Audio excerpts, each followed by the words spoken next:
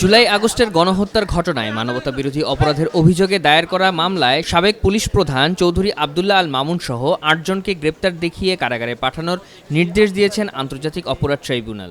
যাত্রাবাড়ি থানার একজন অফিসার ছিল যে যাত্রাবাড়িতে কয়েকশো ছেলেকে গুলি করে হত্যা করা হয়েছে নির্মমভাবে, এবং সরকার পতনের পরও মানুষ হত্যা করা হয়েছে। সেই থানার যে ওসি আবুল হাসান, তার কথা আমরা বলেছি।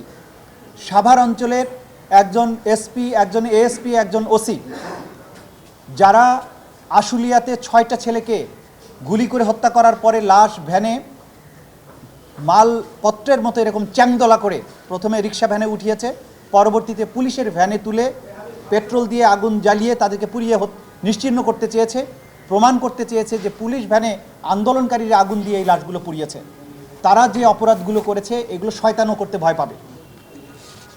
প্রত্যেকটা অফিসারের ব্যাপারে সুনির্দিষ্ট যে সমস্ত অভিযোগ ছিল সেগুলো আমরা সুনির্দিষ্টভাবে তুলে ধরেছি এবং আমরা আদালতকে অবহিত করেছি যে আমরা এই সমস্ত এভিডেন্স যা পাচ্ছি সেগুলো কালেক্ট করে আমাদের তদন্ত সংস্থা বিচারের উপযোগী করে আন্তর্জাতিক স্ট্যান্ডার্ড ফলো করে সমস্ত ডিজিটাল এভিডেন্স, লাইভ এভিডেন্স এমনভাবে আমরা আদালতের সামনে প্লেস করব ক্রিস্টাল ক্লিয়ারভাবে অপরাধীরা জানতে পারবে তাদের কি অপরাধ ছিল।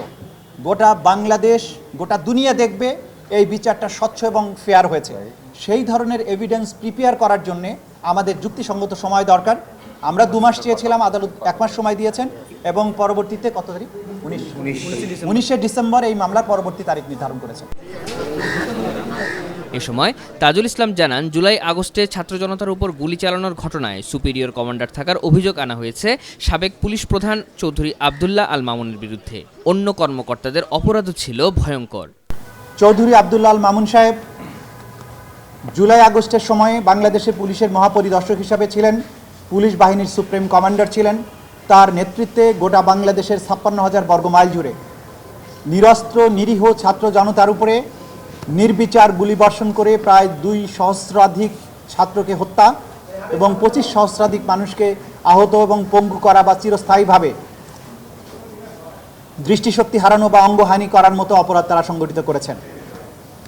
সেই কারণে চৌধুরী আবদুল্লাহ আল মামুন সাহেবের বিরুদ্ধে superior command responsibility, planning, preparation, order, complicit এই সমস্ত বিষয়ে আইনের যে সমস্ত ধারাগুলো প্রযোজ্য তার ক্ষেত্রে সেই বিষয়ে তার বিরুদ্ধে অভিযোগ তদন্ত সংস্থা দিয়েছেন। সেই অভিযোগে আমরা বলেছি তাকে তদন্ত শেষ না হওয়া পর্যন্ত গ্রেপ্তার রাখা প্রয়োজন। এর আগে 20 নভেম্বর সকালে সাবেক পুলিশ প্রধান চৌধুরী আবদুল্লাহ আল মামুন, সাবেক সেনা কর্মকর্তা জিয়াউল আহসান সহ 6 পুলিশ কর্মকর্তাকে ট্রাইব্যুনালে হাজির করা হয়।